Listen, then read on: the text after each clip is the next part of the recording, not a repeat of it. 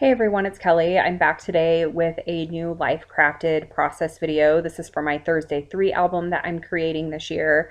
If you're not familiar with Thursday 3, it is a selfie challenge started by Kristen Tweedale, and it is where you snap a selfie every Thursday and post just 3 random things about your life at that time. This week I am using the Pinkfresh Studio Just a Little Lovely collection, and I've mentioned this in past videos, but I am desperately trying to use up my stash this year, so I've been going through older product, and that is what I plan on using throughout this album. So I started by taking one of the 12 by 12 pattern papers and I trimmed it down to fit into the Life Crafted album, and I am working outside the page protector. So the pages are actually sized to what the page protector is. So they're about 5 by 8 1/4. And I have multiple photos this week. I actually had taken 2 photos and posted both of them on Instagram. I was snapping the selfie while sitting on the floor, and my dog kept coming over and giving me kisses, and I had actually snapped a couple pictures of him giving me kisses too. So I'm going to adhere those photos back to back, but I wanted an interesting way to put them on the page, and because I am not using page protectors, I'm able to use some interactive elements. So I took an old pocket page. It's all 4 by 6s, and I do not use that style for my project life. So I trimmed down that pocket page to about 3 by 4, and now I am just getting the size of the pocket to where I want it. I don't want to use the whole pocket. I just want something that my photos can rest in. So I'm trimming this down to the appropriate size. I wanted it to rest right underneath my chin. And as you can see here, it's still a little high. I feel like it was a little distracting being as high as it was. So I'm going to go back in a second time and trim it down a little bit more. The first time I had ever seen a pocket used like this was with Allie Edwards. I think she used one in her December daily, and I thought it was such a great idea. So I decided to go ahead and incorporate it in this spread. I will also include my journaling in that pocket as well, but that'll come a little bit later on in the video. I had a couple of these banner pieces left over from when I trimmed down that 12 by 12 paper, and I thought about maybe using them as die cut embellishments because I have so many banners going on the right hand side of the page. So I'm going to go through and I'm going to trim some of those up. I don't end up using them, but I will save them just with my embellishment stash because they can be used later on when I create with this collection again. And before we get too far into this video, I do want to apologize for the lighting. I know it keeps getting darker and brighter and darker and brighter. I don't know if the sun was coming in as I was creating and I had my studio lights on, but with my editing software, there's not really a great fix to that. So hopefully it's not too distracting. I do plan on doing some stitching on this layout as well. I'm going to stitch that pocket down and add some stitching to the right hand side of the spread. But before I do that, I kind of want to plan out where my embellishments are going to go. So I'm just going through the die cut pack and pulling out die cuts that I have left over that match the colors of the banners. I'm doing color on color with those embellishments, and I like how that looks, especially when it's not in a page protector. It really adds a lot of texture to the layout, and then with the stitching that I'll add on top of it, it just really adds a lot of fun and whimsy to the layout. So next I needed to figure out what I wanted to use to add my journaling to. And like I said, I want to add it to the pocket where the photo is going to go. At first I thought that maybe I would just create a tag or something along those lines, but then I saw this pattern paper that was included in the collection. It's the cut apart sheet, and I went through just kind of holding my photo up against those different cut aparts to see which would fit best with my photo. And I really liked this piece. It was longer than my photo, but I liked that the sentiment was covered by my picture and that the florals kind of popped out of the top and out of the bottom. There's also those 2 little tabs that were included in the ephemera die cut pack, and I'm going to use those on top of that cut apart piece so that way it can easily be pulled in and out of the pocket. Now I was trying to decide how I was going to get my photo to sit in the center of that, I'm just going to call it a tag, and it just wasn't really working out well. I had a paper clip that I thought about using, but it was really tight and I was worried that my photo would get scratched over time. So I decided that I would just rest my photo and that tag all the way down at the bottom of that pocket. And I think it looks great. The sentiment is still covered. You can still see the floral at the top, and that gives me a little bit more room to embellish on top of that pocket. I'm still looking at embellishments, just trying to figure out what else I want to use. I mentioned this in previous videos, but I'm really wanting to use my stash up this year. I have 2 Rascog carts that are full of die cuts and puffy stickers and all of that, those type of things. And I'm really hoping to get down to 1 Rascog cart by the end of the year. So that's my goal. So we'll see how that goes. But before I went ahead and did the stitching, I knew that I wanted to stitch the pocket onto the pattern paper background just to make sure that it was going to stay in place. But I didn't want the pocket to be sliding around as I was running it through my sewing machine. So I just took some adhesive.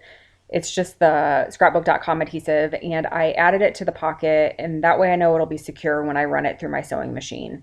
I'm also going around and making sure that I have all of those die cuts adhered down on the right hand side, and I'm also going to add in some of these acetate florals. They have gold foiling on them and they're just absolutely gorgeous. I'm going to get those adhered down with my Xyron sticker maker. And here you can see all of the stitching that I added. I'm going to leave the ends a little bit long. I like that whimsy that it adds, and I like the texture that it adds. And here you can see how everything is going to fit into the pocket. So I wanted to add something to the right and the left of the photo, but I didn't really want to add pattern paper. So I went back through those acetate flowers, and there are some that are just gold foiled. There's also some that have color added to them, which you can kind of see them spread around the top part of the screen here. And I really like those gold ones, especially because if you flip them over, they're silver. So you get a lot of different options with these. I actually bought 2 packs of these because I love them so much. And this is actually the first time that I've used them. So I really need to get on using all of those up. Now the tricky thing with those acetate pieces is I do not have a Xyron sticker maker that is large enough to add adhesive to those. So I will have to use my ATG gun to adhere those down. They're tucked back behind all of the layers that I have with the tag and my photos and all of those things. You can see it a little bit when you pull out the tag, but I'm not worried about it. It'll be fine. But the Xyron sticker maker is really nice. If you don't have one of those, because it adds the adhesive to the entire background, you don't see the adhesive showing through when you add them to your pages. So I really like to use that anytime that I can when I'm using acetate. So now I'm going back through the puffy stickers, trying to add as many as I can without making it look too cluttered. What was that term that they used to use for pages? It was a sticker sneeze. I'm trying to make them not look like a sticker sneeze, but still using up as much as I possibly can. Again, I really, really, really want to narrow down my stash and really use up as much as I can. As I'm going through those puffy stickers, I'm doing the same thing again. I'm doing tone on tone, color on color. I really like the way that looks. The puffy stickers add a lot of nice texture and really make things tactile, which again is what I'm really going for with this album because it is outside the page protector.